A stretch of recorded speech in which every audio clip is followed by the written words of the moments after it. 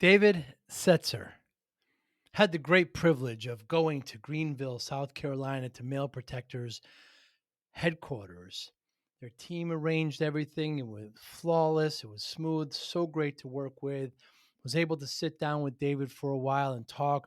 Really engaging, really smart, really great conversation. If it just went by in a moment, I feel like we can pick it up at any point. But his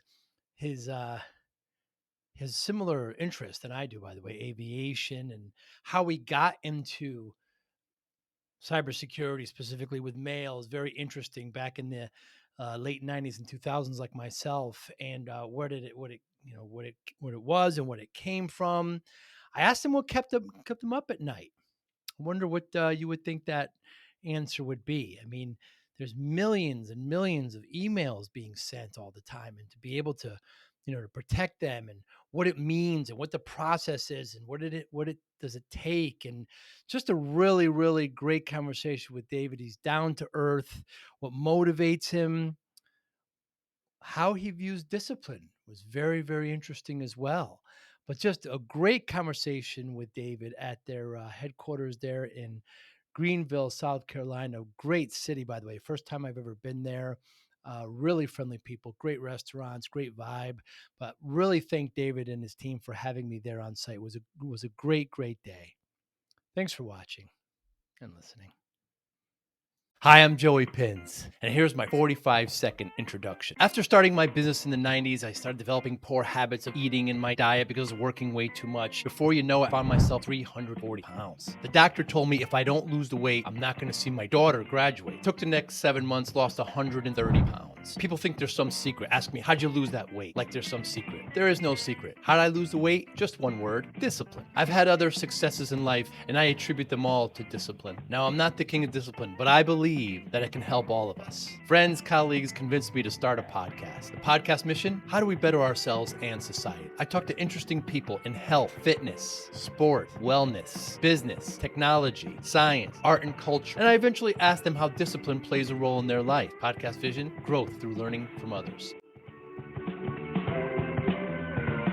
I got my pilot license, and when they were doing the color test, you could tell they were like anxious. I said, I hope, because I don't know either. The little yeah, you got to find like the little isn't that something?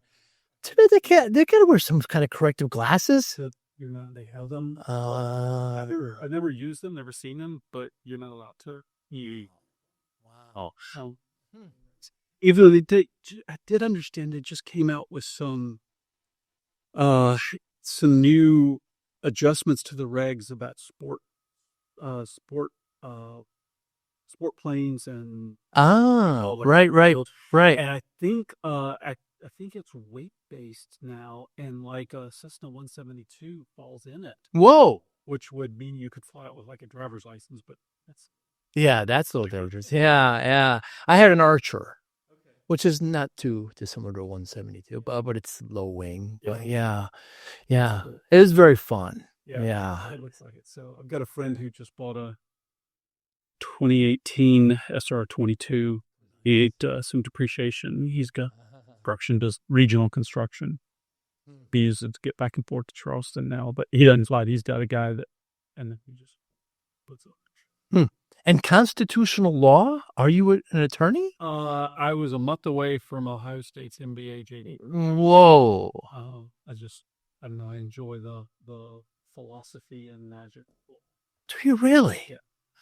Expand on that, David. I don't know. I guess it's just been a passion. I enjoy the, following law, following U.S. law and civics and our founding, from, Greece to Rome up through English common law and Magna Carta and Declaration of Independence, and just what an amazing doctrine it is. And then, following the Federalist and Anti-Federalist and how the country was put together. I think just it's an awesome experiment. Just the principle of innocent till proven guilty. There are some countries where it's the opposite. Yeah, no, exactly. Well, I mean, if you look at back, that, biblically it comes from Deuteronomy. It's due process innocent to proven guilty and the right to a trial by jury. Whoa, I didn't know that. It's in the Old Testament. I did not know that. Yeah, I think it's Deuteronomy, not Leviticus. It's one of the. I say, Yeah. But those three principles come straight from the Old Testament. wow. Oh. And you've always had an interest in like these kind of documents, and yeah, really always. Isn't that something? I clerked for 2 years. Did you really? After college, that was when I was in went from Columbia, South Carolina to Columbus, Ohio, and it was I grew up here in Greenville, which at the time it was a lot smaller place than it is now, and just had a great kind of like growing up, a lot of experiences, but I ended up. The folks I worked for, they did about half their work about half was business and about a quarter of it was criminal defense.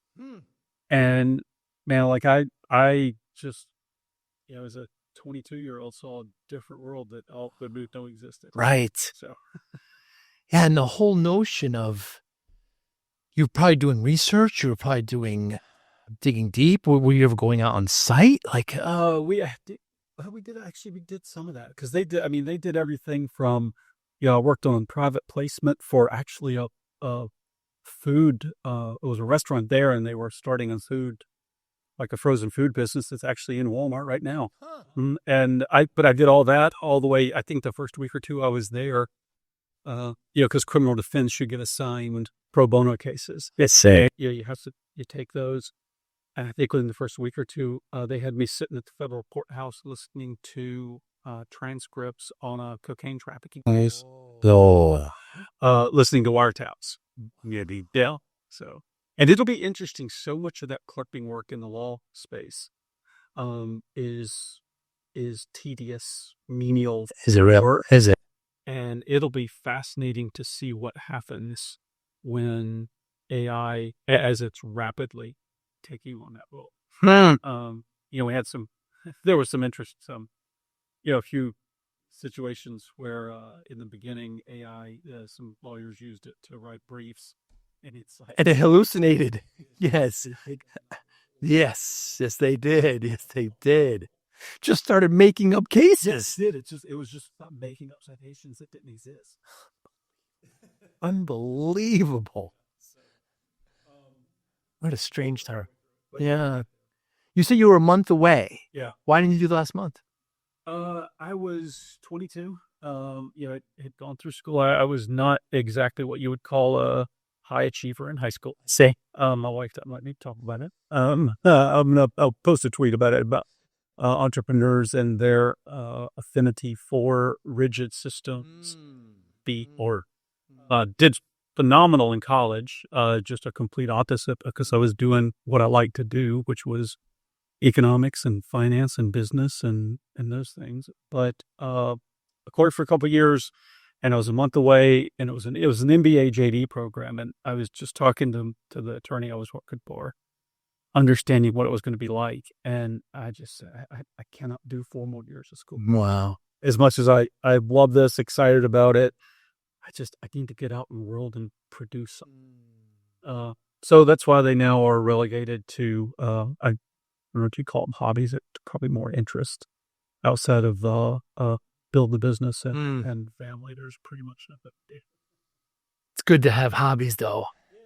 Pull you away. Yeah, no, I've let that slide for a long time, but come to look at some others, mentor, I guess you'd say advice, and it's good advice. That's why I enjoy boating.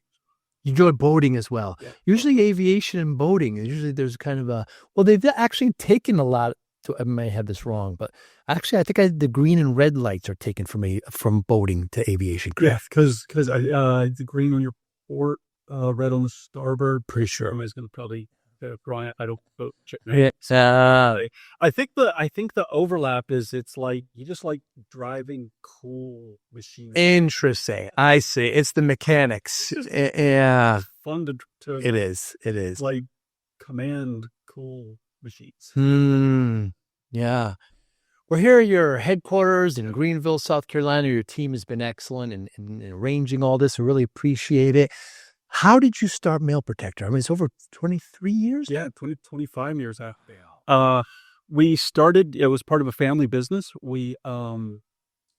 I was tasked not too long after I moved back to Greenville after being in Ohio with taking the operation online, and just looked around and was like, wow, there's nobody to do what we want to do. So I just, I had some developers and some designers, and we put it together. We built this. I said, I may have actually missed the boat. So I don't know if I would take much entrepreneurial advice, because I said in 1999, we built at the time we called it an extranet, but we built a custom web application where a community of people could get together, post comments to each other, put pictures on it. Whoa. Sounds foreign. Wow, I never heard of anything like that before. And I was like, okay, yeah, I missed that one.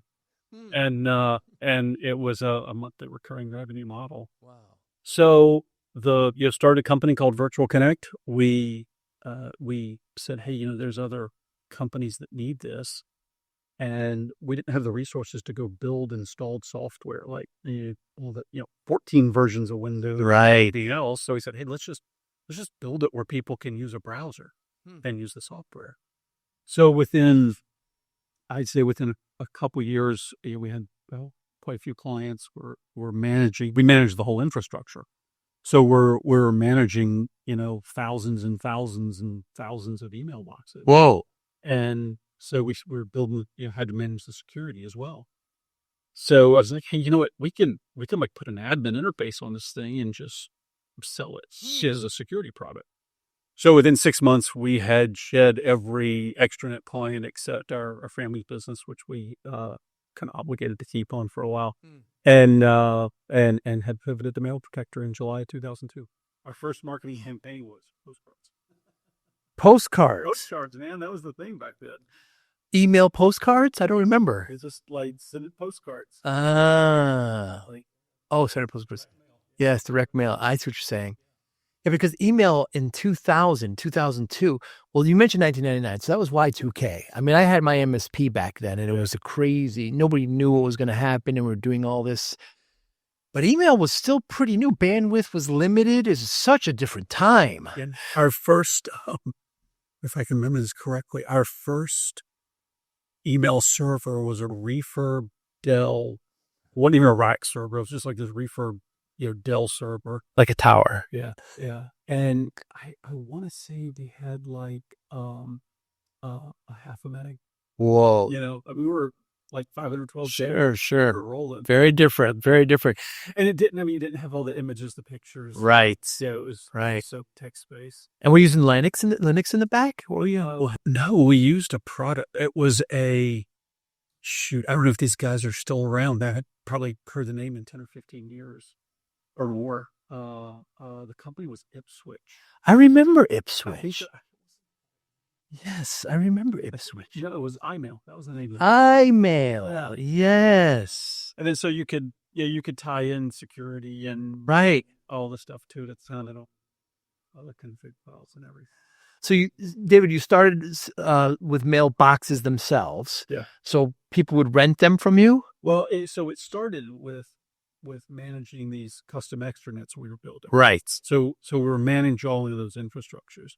And then literally, I mean, this was, from day one, we were at the time they called them ASPs. Right. Application servers. Yeah. Right. Yeah. We were a cloud-based solution. I mean, and really, if you think about it, it just made absolute sense because of the way the SMTP protocol and MX records work. And you could redirect an MX record to somewhere else, and then we could send the clean mail to go. Amazing. Clock your firewall down to 425, only accept it from us. Yeah. And that's how I started. I mean, it really took advantage of so simple at the time what email was created to be. If you think about the SMTP protocol, and we go back and some of the things we talk about in applying zero trust to email today, the protocol was created for the ARPANET. Oh, really? I mean, it was early 70s. Wow. And at the time, the security was controlled by the network. Like 18 nodes. So like you and I aren't getting email addresses, and like unless we're working for MIT or it's brand core, right? Unless we're unless we're working on like Department of Defense, Right. state research kind of stuff. So that's how the security was handled. Interesting. Think about the original network. The network was designed to survive nuclear war. Whoa. Like the internet, the ARPA Itself. And so email was designed the same way. Hmm. The email servers, remember, before we used to have open relays. That's right. We did. It's like, set the open relay, like, yep, I'll take anything and I'll try to send it on. I mean, could you imagine today if you put an email server on the internet and set it to an open relay? Oh, yeah, it would not. They'd find it in a second. Yeah. Yeah, that simple mail transfer protocol, SMTP, was so important back then. Yeah. And so it's still used now. I mean, it's a powerful protocol. I mean, it's the underlying protocol of all email. It's amazing. It's still there. Yeah. And it's, where are we talking? Close to 50 years now. Unbelievable. And that's been one of our challenges in security is you have some arcane, like anything that's one, it's not owned by anyone. It's a protocol. Right. So it's developed over decades. So there's nobody there really to get rid of the technical. So it just always keeps growing, but you can't change it because email has only gotten more important than even in the last 10 years. Oh my goodness. It's kind of your online identity. Oh yeah.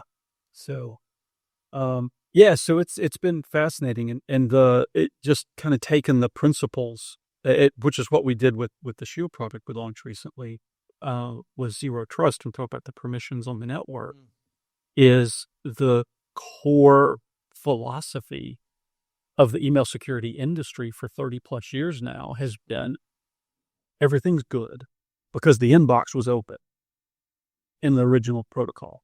Let's figure out what's bad. So we said, how do you flip that on its end and say everything's bad? Let's figure out what's good. Wow. And that's where you can use AI, behavioral AI very well. So the transition from having these mailboxes, and then in 2002, actually, you were adding security on at that point? So we were doing the security. And by security, we just mean spam at that point? That was, spam and virus. Spam and virus. The I love you virus. Oh, yeah. Remember how they started? Ridiculous. It's so innocent compared to what they're doing now. The social engineering, you look back and they're like, it's like Todd. It really is. It really is. Yeah. Well, yeah, it was spam. And it was some of them, the viruses were harmless. Some of them were designed just to, somebody show their technical prowess. Right. Some of them erased data.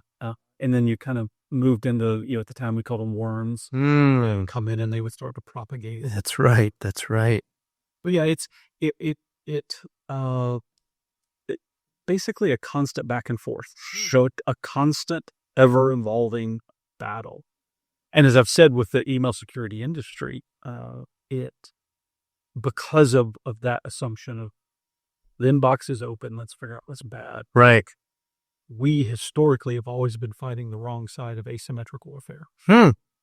Because of the protocol, it costs nothing to send tens of millions of messages. Right. But it costs a lot to defend, 100,000 or 200,000 or 500,000 inboxes. Interesting. From those, tens and hundreds and billions of messages. I said, they've been lobbing, $50 mortars over the wall and we're shooting them down with $1 million missiles. Amazing. So amazing. That's what we set out to figure out how to change. And so if we're in the mid 2000s, it's 2002, 2000, let's say 2005. I remember back then there was an actual question where I'd ask our clients, what's more important, your phone or email? And they would kind of vacillate because it was starting to get mail was starting, and then eventually, of course, it passed right out. So at what point do you make the transition to go completely into security in mail? It was, so we had been in business about 2 years. We launched in July of 2002. Wow. So we'd been about two and a half years, I guess, before that. And I think within, it was probably, I say 6 months, maybe it was a year, I don't know. The Mail Protector had taken off as a product so quickly we transitioned just about all of our business. Really? The custom development business. Because you were doing those ASP extranet type things. Yeah. Because it was, the demand was there. Those were. And the decision to go through MSPs, when did that come in? It was I guess I'd call it an evolution, because if you think back then it was VARs. Right. It wasn't too long after that we were competing with, Microsoft at FrontBridge. FrontBridge.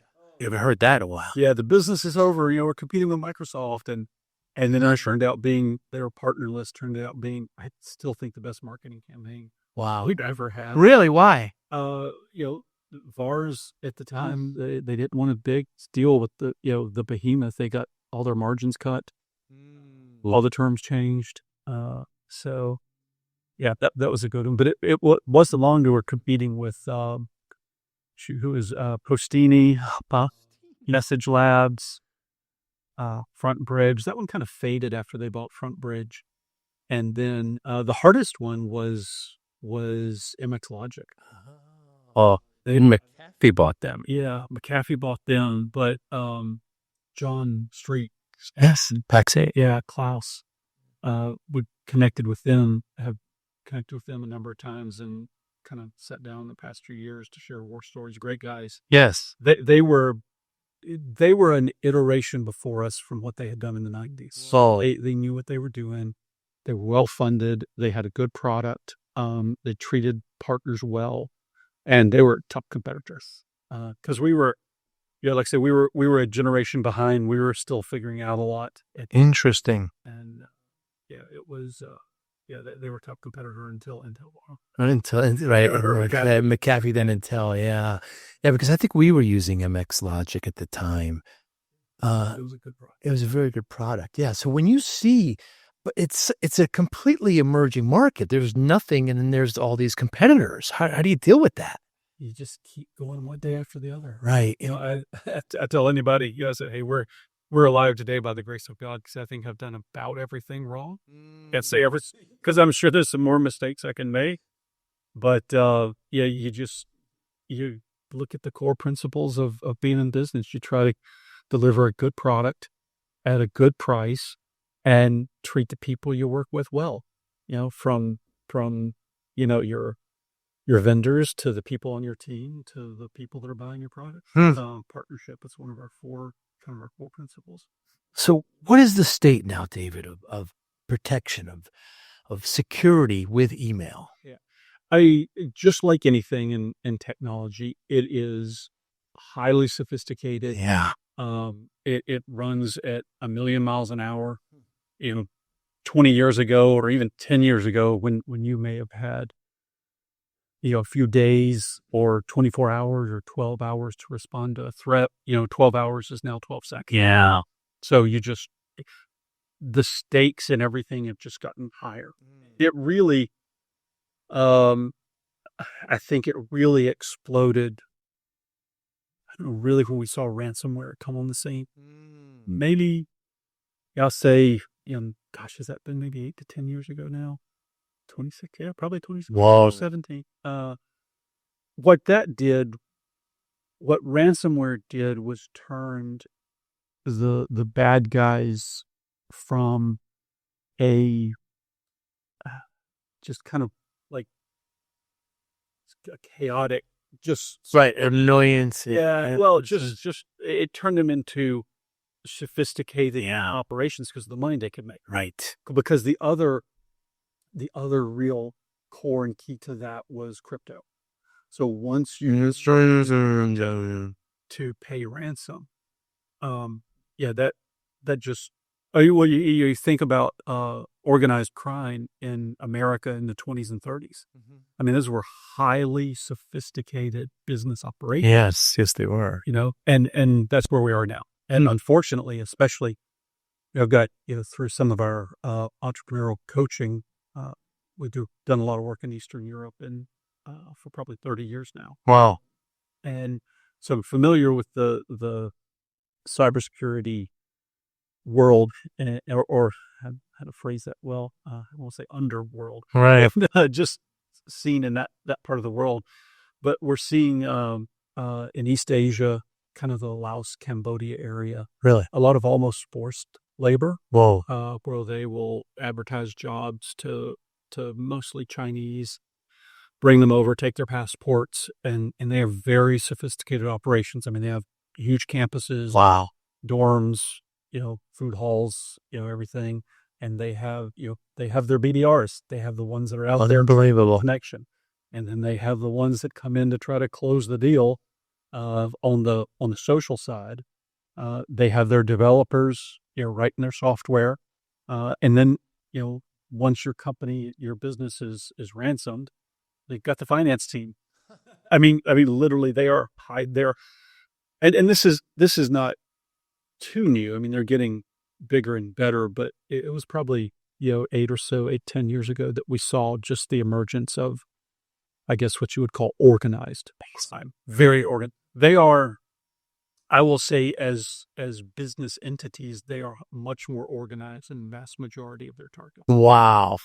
So, and you think about it from the MSP space that serves mostly small and medium-sized enterprise, and one of the worst things we hear in MSPs, we hear from them that they hear from customers is these small businesses say, "Well, my data is not valuable." Right. It's only who wants this Who wants stuff? my data? Yeah. Well, is it valuable to you? Right. If it's valuable to you, then guess what? Yeah. It's valuable to somebody else. Yeah. I had the opportunity to talk to gentlemen in Eastern Europe. You mentioned Eastern Europe, and just the kind of mindset there about creating these viruses. And there's a lot of resentment towards the West. They've got these great jobs at Google or wherever. I should be able to get that, but I don't have access to that. So they almost, a lot of them, some of them, feel justified in creating these things. I thought it never occurred to me that would be some of the motivation. Yeah. We've been over there since not too long after the wall fell, since the Yeah. 90s. And I mean, just like any society, you have good actors and bad actors. Right. We work with a lot of people over there, just literally tens of thousands of entrepreneurs that say, I want to be free. I want to work hard. I want to enjoy the fruits of my labor. I want to make a better life for my family and my kids, and I want to live in peace. Mm. And then you have people that, exactly the same thing. It's like, hey, I'll get whatever I can get. I'll take what I can ever take. And, if somebody gets hurt in the meantime, then tough luck. Too bad for you. You should have been better. So yeah, it's, same stuff you see a lot of places. Amazing. So where does email security fall in the whole security stack? Yeah. It absolutely has to be foundational. Right. The latest IBM and Verizon reports I think the 25 one's not out yet. It was 24 report. Now 90% of cyber attacks either originate or use email as it. So it really has to be a core foundational part of your security as an MSP or as any enterprise really, but as MSPs supporting businesses. If you get it wrong, then you're always playing catch up. I mean, think about it. If you got a big house or whatever, or a compound, and you've got walls around it, and you've got a gate on every side, and you leave the gates open, well, then you're using your cameras and your motion detector, right, and everything else. But if you just lock the gates down really tight, then everything else gets a whole lot easier. So I think there's a few core pieces in endpoint security and management, email security management, and then a solid backup and disaster recovery. Like, I think those, I wouldn't say you can't really say there's one most important. Right. But if you put those three together, I think at that point, you've got the vast majority core of a security. And would you consider those tools you just mentioned all left of Boom? Yeah, I guess you would. Yeah, because you're preventing it. No, I think the BDR you would probably say that's a good point, because that is like after you've been right. You're thinking about physical security. No security company is going to say, "Hey, we guarantee you will never be broken into." Yeah, there's just like physical security, there's just about nowhere in the world that can't be broken into. So that is not only for your business continuity when somebody leaves and deletes files that shouldn't have, Right. but it's the core. It's your ultimate backstop. Is a great uncorrupted BDR system. But yeah, I would say that would definitely be right. When I was an MSP, we had, backup disaster recovery in case there was what we could consider a disaster, which was there was a fire or something. But now it's more important than ever because it's, you want to bring it back to if there was a ransomware attack. Yeah. So sophisticated. We had email backup product that would keep, basically it kind of kept rolling in 30 days worth of email. So if there was a problem or if there was a disaster, people could log on and use an email. But that really, at this point, with most email being controlled by, a few large cloud players, that was back in the day when the backhoe would cut the T1 line. You're in front of your office because you were at your business server. Steps to the backs.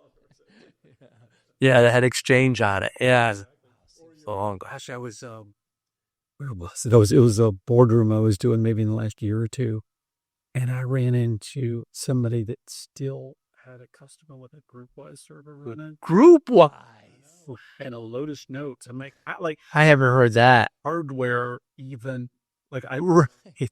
GroupWise. A decade or two ago when the fan just locked up. Yes. Yeah, that's right. Or a raid card. Yeah. Or fall. Yeah.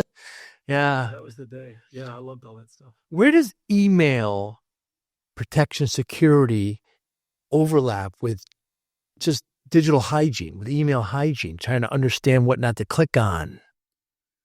Yeah. So, I mean, it may be two topics there. So on the hygiene side, and that was our goal with the Shield product, was how do we, the problem is not just security. The problem is email is not what it was meant to be.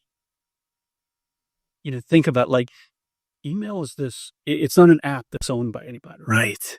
But it's this tool that I can talk to, a colleague in Prague or a prospect in Sydney, my 9th grade daughter's Spanish. Right here. Yeah. Just it connects the world, but it's so clogged with crap that we don't use it that way anymore. And that was our goal, was not just to solve the security problem, but how do you solve the bigger problem of I get a bunch of stuff that I don't want. Email has become a chore to be managed, and a threat to be feared. Think about it. The original ARPANET. You're Bob working at Rand Corp, and Susan at MIT gets this, text thing in this thing called an inbox. She wants to know it. Right. She wants to talk to Bob. She doesn't even know who Bob is. He's like, hey, I'm working on the, nuclear defense project. What do you think about this? She's like, I never heard of Bob before, but I'm working on it too. So Spock. That's what it was made to be. Wow. So that's where you have to flip the script. You have to flip the principle. Right. So that's what it kind of say. Now, thinking about kind of what you're talking about, on the other side, maybe of hygiene of the security side. That, if you think about it, kind of how, phishing's evolved. Think about how we used to find it. It was most of the time, it was just through bad grammar. Misspelling. No, it's it was so obvious it was a little funny. And then it got a little better. And then I'd never heard about, I don't know, you ever heard of the order of adjectives of the English language? No. I never had either.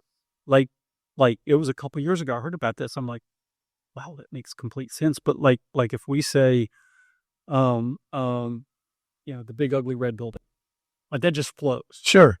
But we don't say the ugly red big building. Yeah, that's a good point. Why does that sound You're right. weird to us? And so apparently there's this order of adjectives. It's 20 levels deep. In, is it a size? Is it a color? Is it all this stuff? Whoa. And so even decent phishing messages you could just tell something was off. This isn't really, Microsoft's security team, or this isn't Norton's subscriptions or whatever. But and this was even before ChatGPT, a year or so before. We looked at a study. AI was writing better phishing messages than humans were. Unbelievable. And now, I mean, that's just what you cannot. I knew we were close or had crossed the Rubicon about probably 4 or 5 years ago, maybe 5 years ago, when it was a hectic day. I was busy. There was some stuff going on. Saw a message. It looked like something I was looking for. And just like that critical thinking function of my brain just wasn't going. Whoa. And I came within a few seconds of clicking on a phishing message. Unbelievable. And I'm like, if they can get me, like I've been in this business 20 years. Yeah. If they can get me, then like they can get anybody. Right. So like that's what we have to solve. That's what it's about.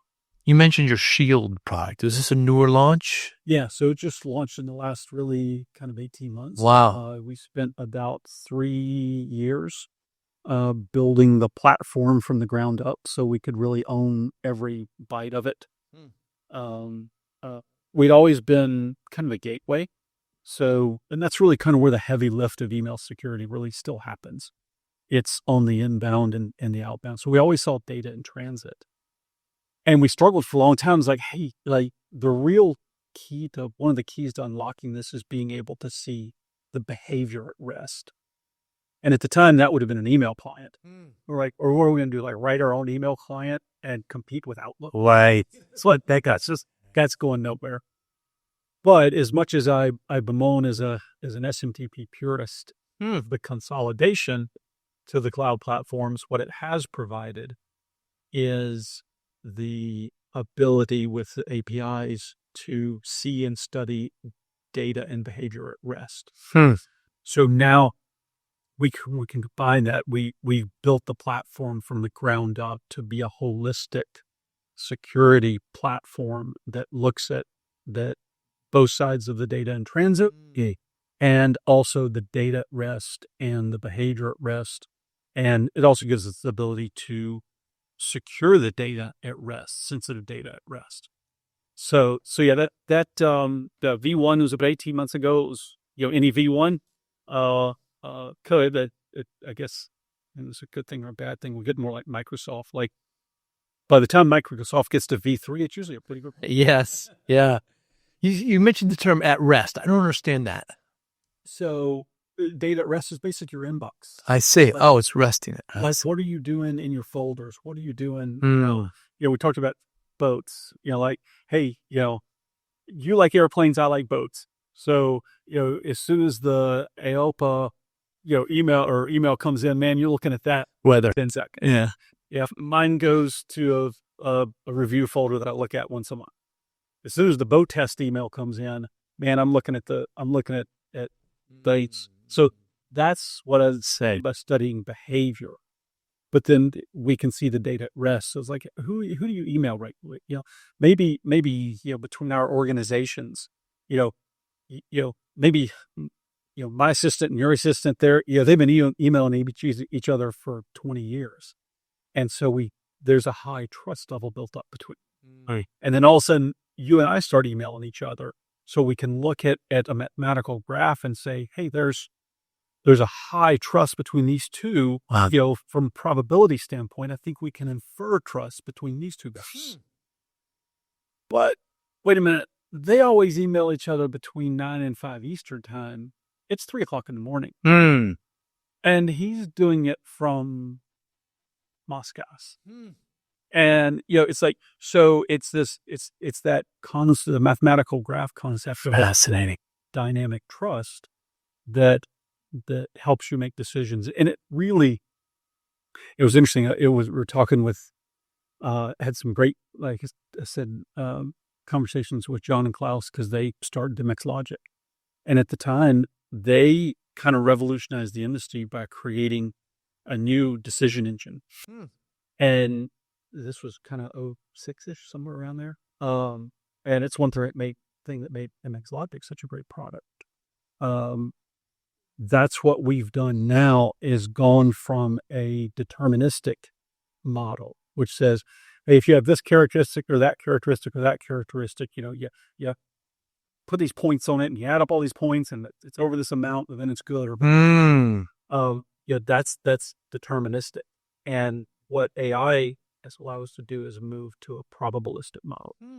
So that's where that's how you can take that mathematical trust and say, hey, there's trust between these entities, and so there's now implied trust, but wait a minute, I have all these other inputs and factors, and so now that trust line is broken, so now I'm not going to deliver this to the inbox. Does it add layers of complications, David, knowing that majority is coming from Microsoft and majority is going to be read in Outlook, and these are tools that you have no control over? Well, we actually, this is through the APIs. I see. We have a substantial amount of control over them now. Good. In fact, most of the interaction with the product stays in the inbox. So it watches behavior. So, it was one of our folks who joined us, one of our executives joined us 8 months ago. She said, I have not gotten a phishing message in 8 months. Wow. Not a single. And personally, since we deployed, I haven't gotten a phishing message over 18. So, because what it can do when it looks at that behavior is look at what you're doing with your messages. We can move messages from maybe a low risk location, or call it a medium risk location, to a high risk location based on after delivery information. We can do things like, if we see that you send, say, spreadsheets encrypted, like, hey, we notice, Joe, you're always sending your spreadsheets encrypted through the bracket or encryption product. Would you like me to go ahead and encrypt those in your inbox? So then we can take the message, use our bracket encryption to encrypt the sensitive data in your inbox. Put a placeholder in there so you can get to it really easily. But now if you're compromised, if your 365 account is compromised, the bad actors can't access that sensitive data unless they also compromise our systems. So now they have, an exponentially harder job to try to compromise both. So that ability out, that we've had these concepts for over a decade. But the two things that gave us the ability to do what we're doing now are AI and the access to the inbox, to the APIs. Without those, it wouldn't be possible. And what's quarantine process like? When something goes into quarantine, that means it's shut all the links down? It's not, what's that process like? Yes, David. We take a little different approach. We've got a feature called X-Ray. And so what X-Ray does, it's a completely, I hate to use the word because it's almost too simplistic, but a completely sandboxed environment where being a partner company, we develop as much for the MSP as we do for the user. So what we try to do is make the product as easy to use as possible, because that cuts down on Of course, yes. Because any MSP, anytime, like, it's funny, we say our developers try to develop a product that nobody's going to use. Because anytime, right? Anytime an MSP staff is using our product, they're burning market. Right. So what we do with X-Ray is we provide real world descriptions about the message. We take every link in there. So they can look basically at I call it a neutered version. The concept we have is give users tools, take away the knives. So they can look at the message and say, no, this really is my, Dropbox login, but they can't click on it. We do a full link analysis so they can go find that link. They can click on it, but then they're also going to get a completely neutered image. It's from our systems. So they can't input passwords. They can't input some data. And then there's some other things that X-Ray does for the MSP's tech team. But there's also a feature where the user says, hey, this is a real message. I want to veto the decision that the system made about the message. That's going to come straight to the partner. Oh, really? And their techs are going to be able to look at it and say, no, this, this really isn't your, well, I can't think of one reason, but this really isn't your Norton subscription, because when you don't have Norton, Right. or, these really aren't going to be free Amazon gifts. Right. I promise. You're not in somebody's will. Yeah. Yeah. Yes, you're Fritz. And so then the partner can, their team can explain it right there in the in the UI, and it goes straight back to the user. So that's kind of how, from a user experience standpoint, the other thing we did is we put we actually patented this. We put a dynamic informational banner at the top of the message versus, we call them post-it. If you ever got a message and you've seen kind of like, it's a thread and you see, there's like 10 post-it notes. Wow. Warning, external sender, this may be fishy. That, with the dynamic banner, we can give the user information about the message. When that goes out, we take the banner out if they send a message.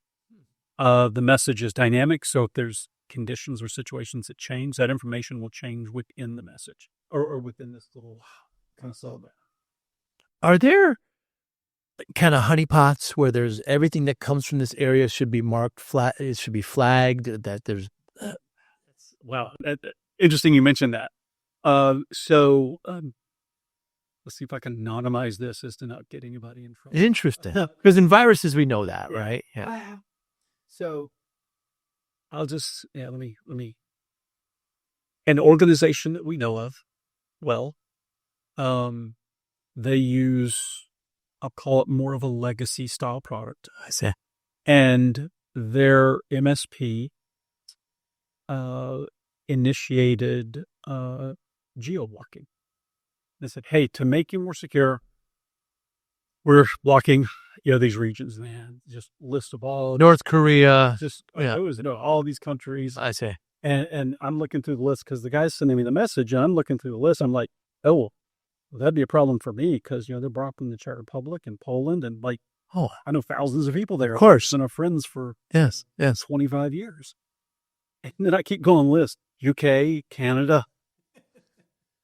And so these guys sent the message back there. It's like, hey, we have prospects and we talk to people in Canada and the UK, and they're like, well, this is what we really do to keep you safe. If that's the case, when it lands into quarantine, then whitelist them. Then we'll whitelist them. So we're putting up this. Wow. I don't know. I mean, maybe it's like a Great Wall of China of security. Yeah. And now we're blasting holes in that. And what that goes back to is the principle of a deterministic engine. Right. A deterministic engine says, everything from Slovakia is bad. Well, not to me. Yeah. But it's deterministic. It can't. It has two conditions. That's where a probabilistic engine, what we do is we, within the trust network, we have trusted regions, trusted locations. So you can adjust the trust for those locations without this sledgehammer style approach. Because these guys, I just laughed and I'm like, wow, we're going to make a case study on this because it is the absolute case study for legacy email security. Amazing. What it's done is it's why people hate email. Right. It's made it harder to use. It's a chore. We have to schedule it during your day. It wasn't supposed to be something you have to schedule. Right. That you loathed doing. And it was funny, even as an email security company, we saw this when we first deployed. And some of our team said, David's emailing me all the time. I was like, yeah, because it's easier. And we've started using it like we did a long time ago. Wow. It's I mean, if you think about it really, I mean, this may be a little too grandiose for some folks, but I I look at it on the order of the printing press or the telegraph. Really? I mean, it's this ubiquitous technology that nobody owns that allows us to communicate with anyone we want around the world. Right. It does. In an instant. Yeah. It's become just a real pain. Yeah. When you detect, David, that it's a phishing email, do you pull it off and put it in a sandbox and see what the payload is? Yeah, so we've got full link analysis, file analysis. If it's determined, and there's some telltale signs that they can't get around. We even actually our link analysis one time ran through. They used a Cloudflare CAPTCHA. Whoa. I mean, it was a good message. That is pretty. Yeah, Cloudflare. Yeah, they were solid. And so what we do is we again, so on high risk messages, we stub them out. So again, trying to let the user use the technology they're familiar with, which is their client. So put stub in there with the inscription. If they want to see the content, they hit the banner. They can look at a neutered version of the content. I say. And then again, follow the file. Or if they want to follow the links, they can. But every one of them is going to be a rendered image that they can't interact with. That's been neutered. Yeah. Take away the nuts. Right. We made a product as the MSP. We needed a dashboard product, so we made it, and then my friends wanted it and started selling it. And then eventually the vendor said, hey, let us put ads in it. So I said, sure. So we released this product, and then we had is free, but it went up to our cloud server, got the banners and pulled it down. So then all of a sudden, not everybody, but a certain amount of people said, hey, this thing's going somewhere to get information. Shut it down. I said, it's just going to our server to get ads. I assure you, there's the IP, because they didn't know. Different times. I mean,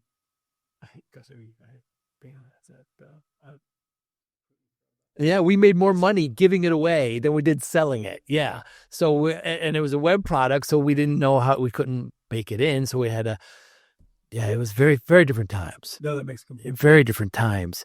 It's all an evolution. People look back on us, they'll look back on this conversation and say, oh, how quaint. That's so cute. Yeah. It's adorable. Well, it's adorable. They'll have like, quantum computers on there. Oh my goodness. Yeah. Yeah. Yeah. Should email become encrypted? All email? Business? That's a good question. I don't think it's necessary. Most server to server connections now employ TLS. Actually, you've got me TLS. I'm going to go back and look at our data and see how many of our connections are not TLS. We've got what we do, especially in regulated industries or even semi-regulated industries, is give them the option, kind of a couple tiers of encryption. Say, hey, guarantee that your email always goes encrypted. So, when it hits our outbound systems, if we can't do a TLS handshake, then the message will fail at the SMTP level, and we'll drop back to sending it with our bracket encryption product. Let's see. I don't know. I mean, yeah, that's an interesting question, because who's sniffing the wires? Right. I mean, at that point, you're probably dealing with close to nation state actors. Mm-hmm. You got to remember, if you're not, as part of the when I talk about this, I talk about too, is you got to remember email's a postcard. If you're not encrypting between, and all the clients now, whether you're using, I think I was going to call it OWA, but it's not called OWA anymore. Outlook WebEx. I remember that. Yeah, if you're using it through your browser, you're going HTTPS, so you're encrypted there, right? Even if you're using Outlook, you're encrypted back to the Exchange server, which, I mean, we all know most of 365 is just a big fancy SharePoint Exchange farm. It really is, isn't it? Yeah. But then server to server, I think by default it's just the easy way to do it. You still have some that don't, but yeah, I don't know. Because at that point it's sniffing the waters, and And at that point, you got to ask yourself, are the people sniffing the wires, are they the ones that has actually seeded the encryption? Right. He's 99% of those Suntoes. But we won't go down that. Right. Well, Amazing. We certainly do. Every part of it. How has AI helped and hurt mail protection? It's absolutely hurt in the sense that it can create 100% lifelike phishing messages. It would just in the industry, it taken the grunt work out of it. Caller's perspective, a lot of our technical white collar work, honestly, is fairly menial work. Wow. You have to think about, like, we're just moving data and analysis and formatting and systems or information between systems. So it's taken a lot of that away. It makes it easier. It's made it easier for the bad guys to write the malware and the tools that they use. I mean, it's literally, 12-year-old can some amazing a phishing campaign in that sense. For us, it's allowed us to apply that mathematical probabilistic model by looking at behavior. What it's not done, and this is where we always have debate between the market. Well, not too bad. We're pretty purist in it, but it's the marketing versus technology debate of the buzzwords that we use. And anybody that tells you right now that they're using AI to scan your email, they're either lying to you. Interesting. Or they have an economic model that's going to require them to 1,000 extra price or go out of business. It, like, the physics don't support the economic model to scan every message with AI right now. Wow. So that's where we use it. We're using, I think, 5 models right now in a very, very targeted decisions, and then to watch user behavior. So when we build a personal kind of use neural networks to build a personal profile, it watches that behavior and can help manage those probabilities. But email's not scanning every. AI is not scanning every email. It's real. The physics don't support the economics. We have to. I mean, I don't know how true this is, but like one ChatGPT prompt is the equivalent of charging an iPhone 100 times. Something like the power used. Yeah, something crazy. Obviously, yeah, we've got to really, really solve for that and the power requirements of AI. I think we'll venturing outside of my area of expertise here. Me tough. I've got my daughter's been an AI data scientist. 6 years. Just finished her master's in mathematics. Whoa. Working on her PhD. But she's actually over my head on a lot of stuff. So Mine too. Our CTO and a lot of our dev team. But I think we're going to come up against some limitations pretty soon in what and how AI is and can do. One from the training side, because ultimately, if the core source that it's trained on is, I'll say, inaccurate or imprecise. Interesting. It has to figure that out, and if it has no other analysis tool, that will be difficult. And the other one is the raw computation. No. I don't know if we will ultimately solve that until we figure out quantum computing. Yeah. This AI is going to take over the world. Like, all right, and there's people that have a much better horizon on this than, of course, we do. That put, they deal with numbers with the B's after them, and not the L's. But I think we've got some hard parameters or hard issues that we're going to come up against soon. Not that they won't be solved. Right. Look at technology. It just keeps moving, and it sure does. I think they will be. But I don't know if we'll have Skynet just yet. That's right. Terminator. Just make sure we see the PowerPoint. Oh, man. Quantum computing, it's I hear Mark Andreessen talk about it, of course, and what are your concerns there? Thoughts? I mean, it's the silicone, the physics of silicone are running out, Yeah. and it's really probably as much a power issue as anything. Um, you know, who might have had to go against some of these guys, but I think we've seen some promising results in labs.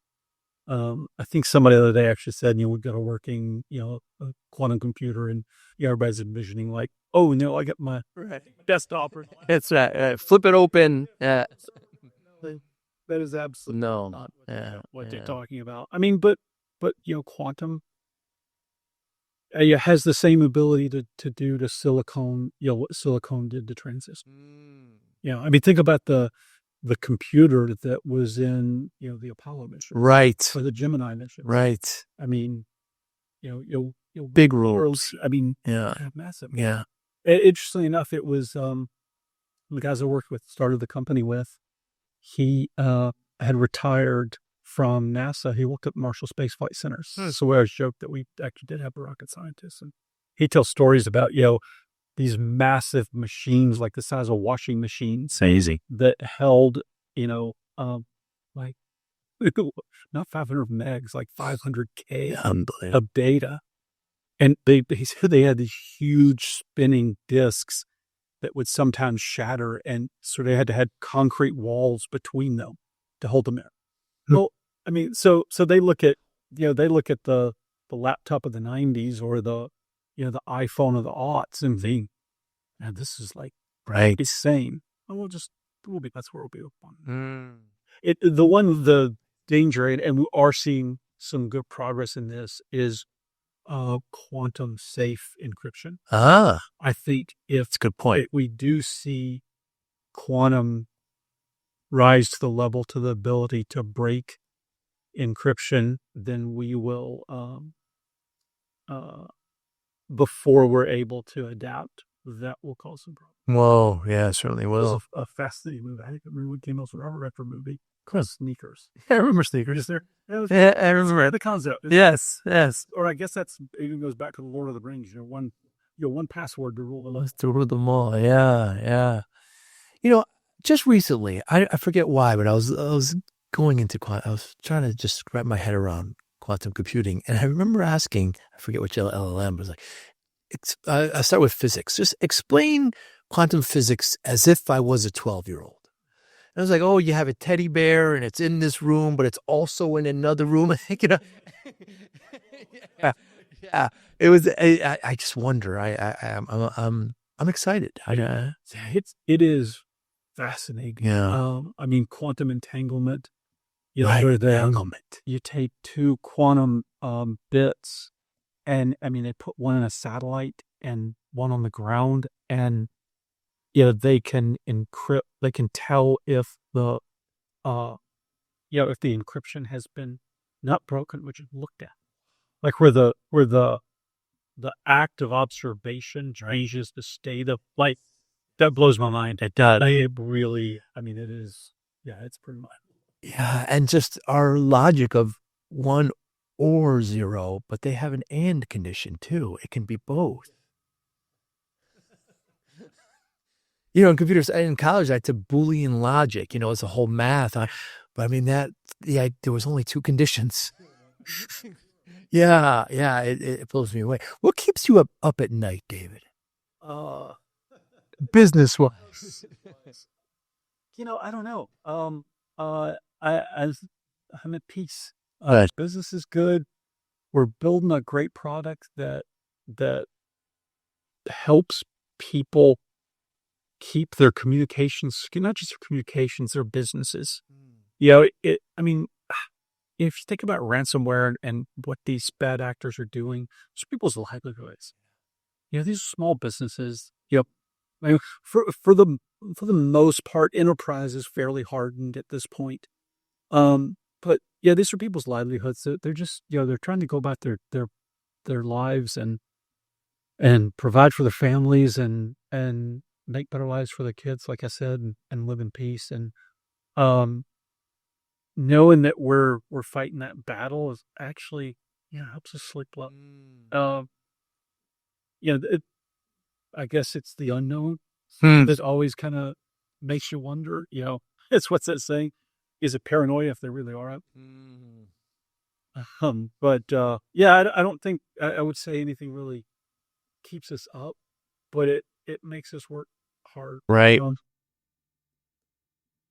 I actually, what keeps us up is the drive to do this well, the drive to be great, because the last thing I would want to do is have something happen and have to say, we kind of half-assed it. And because of that, somebody else has suffered. Right. The just knowing that us and our team, I mean, it's in our values. Pursue excellence, own your work, finish strong, be curious. Not doing those things would give us heartburn. Yeah. Have you ever been victim, the company, of, quarantining and them finding out, discovering these phishing? Have they ever tried to attack? You mean the bad guys? The platform, yeah. Really? Yeah, Really? One thing, for better or worse, the email gateway is it's like, say, it's still the heavy lift of email security. You can do a lot with the API in the inbox, but letting threats into the inbox is a bad idea. Wow. And so we've had a gateway for 20, I guess even it's before we were a product, 25 years. Wow. Actually processing email in real time is a really hard job. So we, once we gained any sense of prominence, and I wouldn't say we're that prominent, we kind of joke we're the best email security company you've never heard of.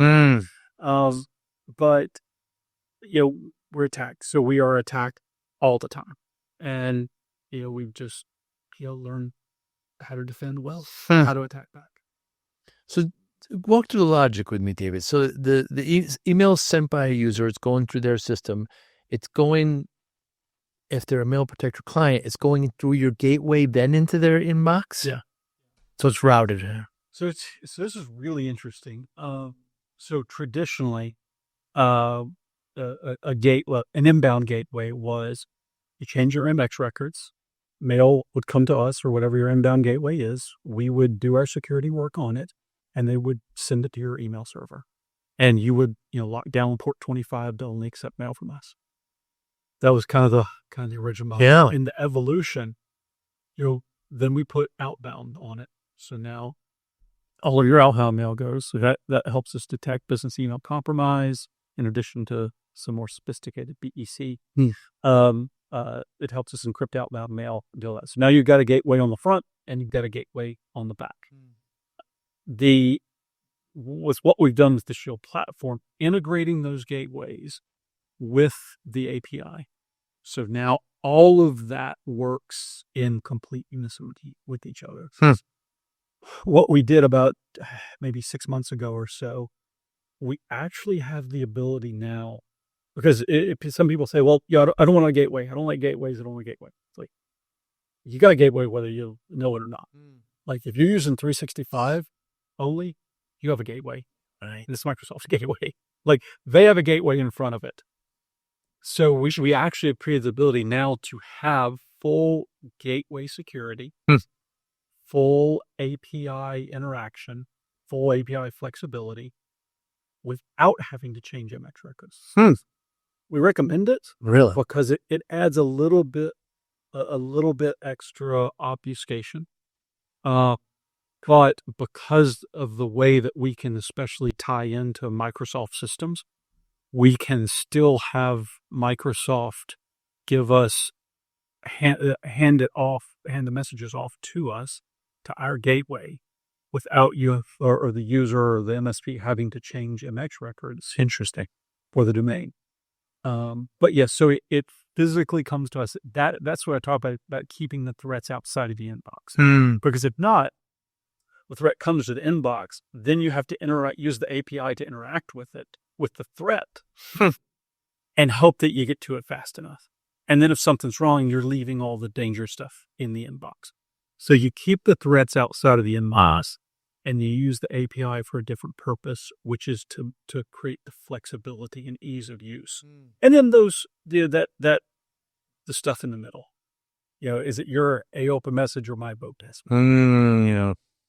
That's the stuff that's unique to every division.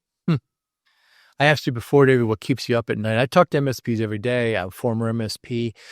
Pretty consistent 5 or 6 years, what keeps them up at night. One, of course, being cybersecurity. Yeah. If their clients get attacked, they're fixed rate, they've got to allocate resources, they're probably going to be fired, they may even be sued. Yeah. Number 2 is human capital. If their techs leave, how are they going to replace them? How are they going to get new? Unemployment here in the States with IT is 1%. And third is just general growth. Private equity has poured in hundreds of millions of dollars. Their friends are selling their MSPs. They're getting nice cars. How am I going to grow? So it seems the Mail Protector could actually help in all three. Yeah, well, I would hope so. We one of our core principles is partnership. So we'd say, if our partners don't succeed, we don't. So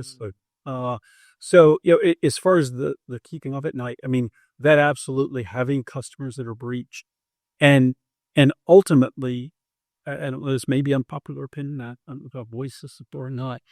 The way to prevent the angst, I guess, is have a security stack that you're confident in. Have the right of boom recovery that be confident, and more importantly, prepare your customer. Because anybody that says you will never get breached with us, like red flag. I mean, I would like to say it, but this is a battle. We're battling other really smart people. Yeah. So I just don't know if you've never say that, but you educate your customer in the sense that this is the this is the most advanced security that you can deploy right now. If something happens, here's what we're going to do. Here's how we're going to keep your data, your really sensitive data, encrypted and safe on our side. Here's what we're going to do. Here's the recovery plan. Here's it's kind of like, well, so we're talking about, being a pilot. What do you learn how to do? Checklists, playbook. Yeah. And if you're flying a single engine plane, you learn how to land the plane when they. That's right. You're constantly looking for somewhere to put it down. Right. Yeah. Right. You're looking, and if you follow actually, they've got some other planes have, I think it's the Garmin technology. Cirrus calls it safe return. Yeah. If you've seen that, it's some pretty cool stuff. Incredible plan. Literally, what happens if the pilot has a heart attack? Well, the passenger pushes the button, and all of a sudden, all the screens go blank with instructions. It's checking weather. It's checking field link. It's checking traffic. It radios, squawks 7700. Amazing. It was air traffic control. Says, here's what's happening. Finds the airport, comes in, lands the plane. It's having I think the key to that first one especially is having a plan. Yeah. Deploying good security in the right way and having a plan. And one thing I'd say about that, sorry, I don't know if you needed a really long answer here, but also there's some great protocols, NIST, and there's some great frameworks. I would say, I don't want to say don't use them because they're good frameworks. Be careful about becoming enslaved because these protocols can become a bureaucrat, like they actually make it worse. They create so much overhead, confusion, intricacy that they blur the actual security. Wow. But they're good. Don't get me wrong. I'm not saying don't do it without a sure, because they're good. They're meaningful. So put great security in and be the business partner to your customer. I always say, we hear MSP say, yeah, we want to deploy this, but the customer doesn't want it. I was And I get it from a human nature standpoint, but it's like when I walk into my doctor's office, I'm like, "Hey, man, my ears are really messed up." And they're like, "Oh, you got an ear infection." Like, well, I don't. Yeah, so that you will do think about it. Pick. It's I feel like NSP should almost like walk in with like, "What?" Yeah, you don't have a choice. Yeah, this is the stack. Yeah. So be the business partner, and then walk through the plan with them. Mm. Like, here's our plan. Here's how we're gonna to keep everything safe. If the engine goes out, if something happens, here's what we're gonna do, and have that plan. We do your tabletop exercises, and keep in mind you're there to solve business problems. So I think that's one where MSPs get pushed back. Some try to go in and realize and think that their customers, the technologists, or they love technology as much as we do. Yeah, their customer may just want to, lay brick or build motorcycles or do taxes. They just like if you think about it, security and technology, when it works the way it's supposed to, nobody really knows. Right. And they don't want to notice it. Right. So anyway, be the expert on the human capital side. I mean that's a huge issue we face. Be look to AI to do the menial task. Right. As we've said, I think, and we don't hire developers. We hire engineers. And I think what we'll see with AI is we will pivot to engineers and editors, not writers and developers. Right. So across, I'm in 3 CEO forums, different places. And to a T, every single one of them has said, before we hire any new role, we will have to justify why this can't be done with AI. So it is it's the menial labor taker. So like that's probably there. As far as the PE question, growth. Man, it's there. Growth. The MSP space, it's a competitive. Yes. I mean, yeah, it's very competitive business.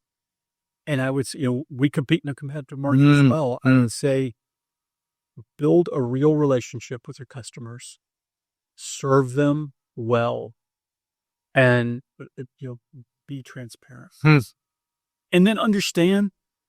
This is harder. Somebody said it's the sign of a mature organization when you can fire a customer.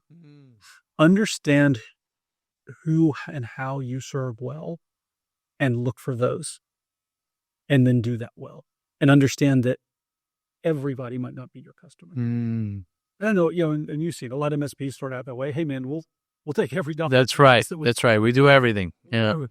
And then as you grow and mature, you're like, hey, we do these 3 things really, really well, but we're going to do these things 2 things that well, and these 2 things are taking as much time or more time than the 3 things. So let's stop doing the 2 things and do more of the 3 things. Yeah. So I don't like that. That and $5 will get again $5. That and $10 will get you a cup of coffee. Yeah. Yeah. These days. So I mean, as 25 years you're doing this, what is there any kind of? You said you made a lot of mistakes. We all make mistakes, but are there any kind of lessons that MSPs and really small businesses learn from you? Any advice or any?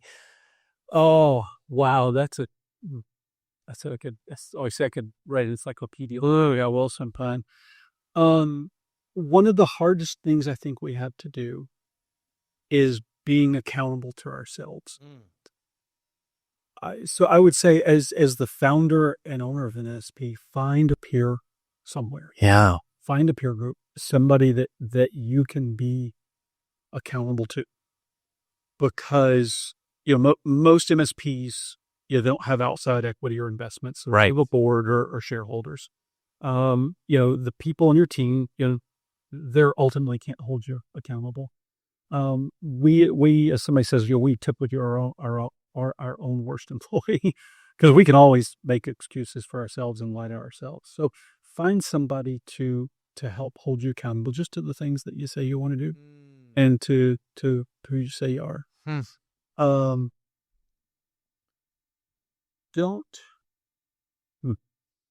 We see a lot of social media. Here's how I did it. Right. Here's my DM me for the plan. Right. And some of those are pretty good. Yeah. Don't get so enamored in those that you're thinking there's always something better, and you spend all of your time re-engineering. That would probably be one. Because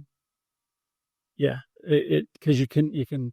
Process is important. Right. Process is absolutely important, but understand who you're listening to, and right size the process to the size of your organization, which is, that's not. Then sometimes it's tricky, but that's not that. If a spreadsheet will do, you don't need $150 a month per user subscription. Use the spreadsheet until it won't do anymore. So, and then I guess the other one would be learn how to articulate the value of what you do. Just learn how to articulate that value and realize that while, like I said, we tend to love technology, that may not be other people's passion. Right.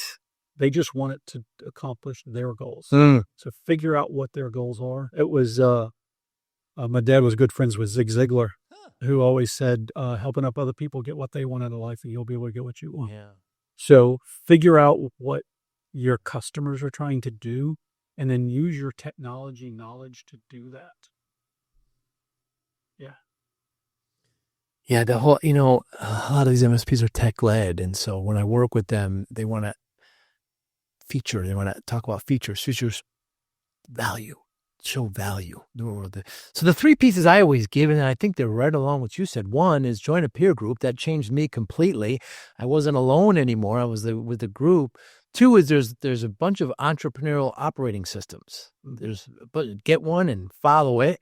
And then third, don't be humble enough to hire a coach. Yeah. No, that's a good point. Because they're the ones that can see. Because are the people that work for you going to tell you, hey, you're really kind of a jerk? Right? No, they're not. Yeah, they will. All right. Yeah, you're being a jerk right now. Hey, you always interrupt. Like they're not going to say them, but then sometimes just having somebody on the outside of us to look at it and say, hey, there's something I'm seeing. You're like, oh my gosh, I never realized that. Wow, I must have been a complete jerk. Hugely important. Yeah, completely. Dude, has there been anything in the last month or so you changed your mind on? It's my wife. Or my kids. I don't know. We've got a philosophy. I don't know if it was Bezos or where it came from. I'm sure it's been around a whole lot longer. Maybe they articulate it well, which was strong opinions loosely held. So yeah, there's a lot I'll change my mind on, and my personally my I think it's the Myers-Briggs, one of my personality traits was debater. I like, maybe that's why I like philosophy and law and constitutional law. Yeah, that is getting I get it out there. We'll debate something, and by the end of a 20-minute conversation, something I was passionate about at the beginning, I'll be like, that was a really stupid idea. So I mean, you're humble enough to do that. Good for you. Yeah. But you also have to be. This is the hard part. I talk about leaders being able to take criticism. Yeah. I think the level to which you rise in leadership is the level to which your ability to take criticism. Because if you look at, let's look at the ultimate example. Look at our president. Often, how much criticism? Yeah, yeah. I'm not from New York, so it doesn't roll up my eyes. But that's just a principle. The higher you rise, the more criticism you take. But the opposite side of that is you have to be able to figure out what criticism to listen to and what criticism not to listen to. Right.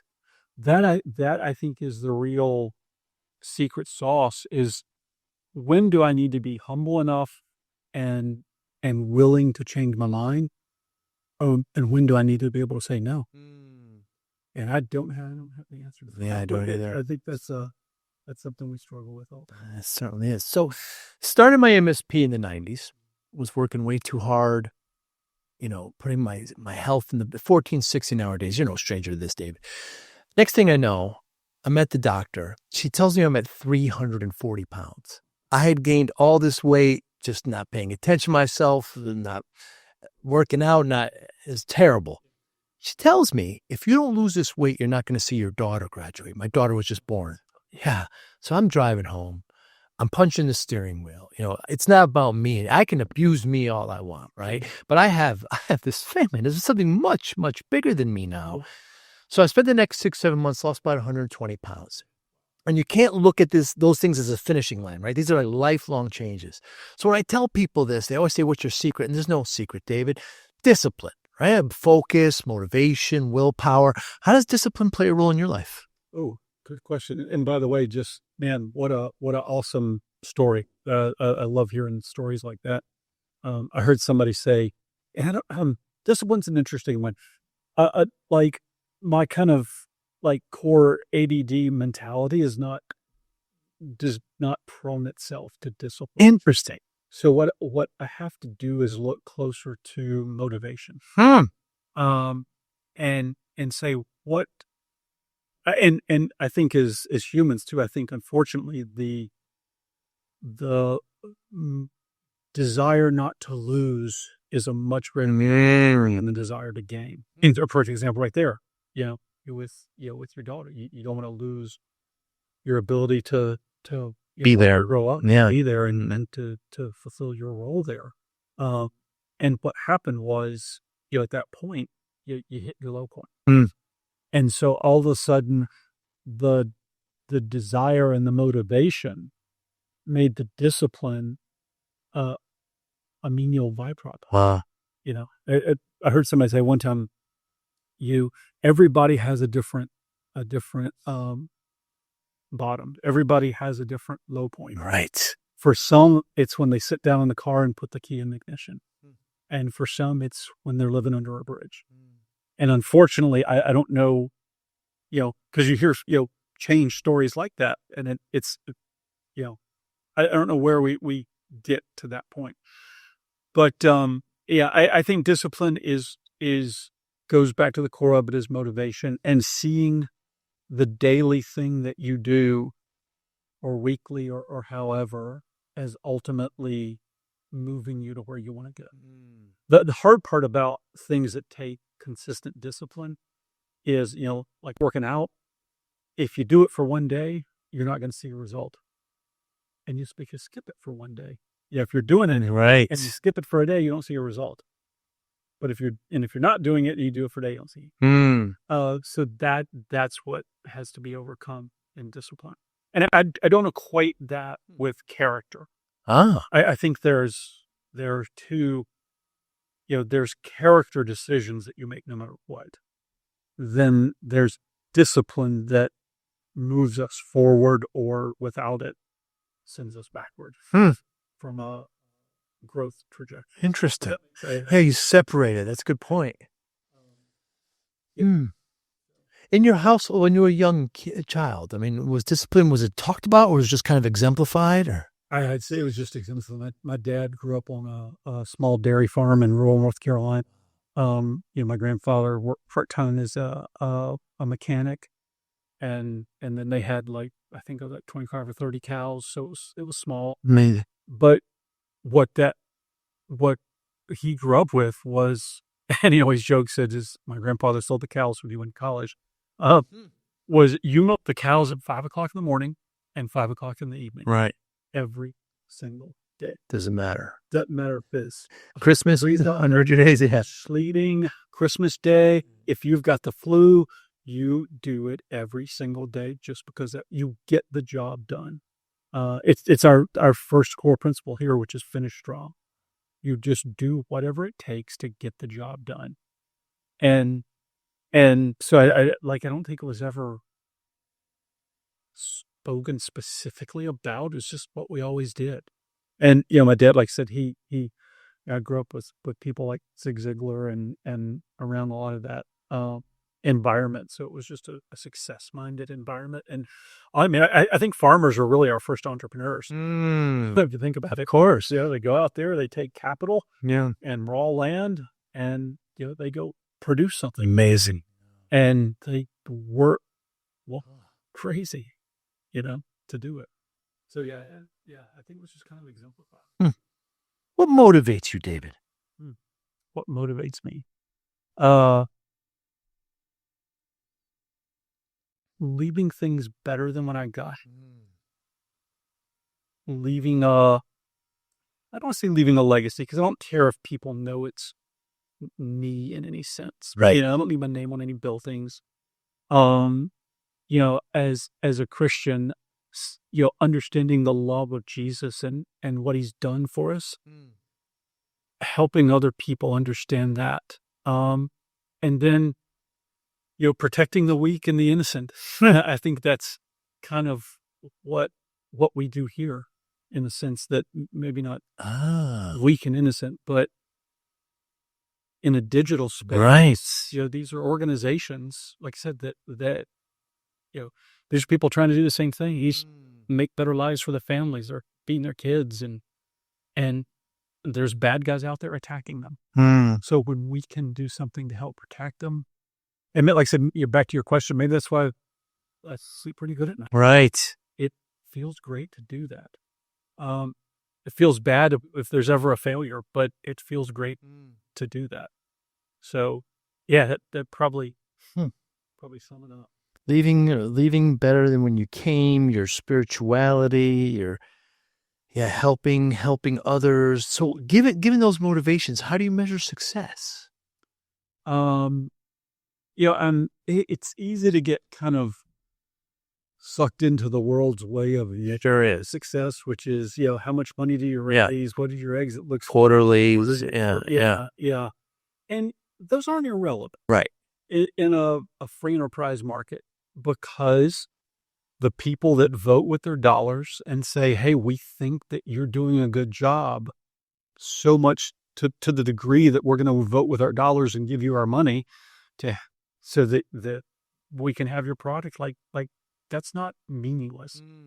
But I think from a personal standpoint, success for me is measured in the health of my marriage, the health of my kids. We've got 5 kids from 30 to 14. And the relationships of the people that I'm in a relationship with. Right. That's help of that. From a professional standpoint, it's who are we serving? Who are we serving, and are we doing a good job? Because the money will follow.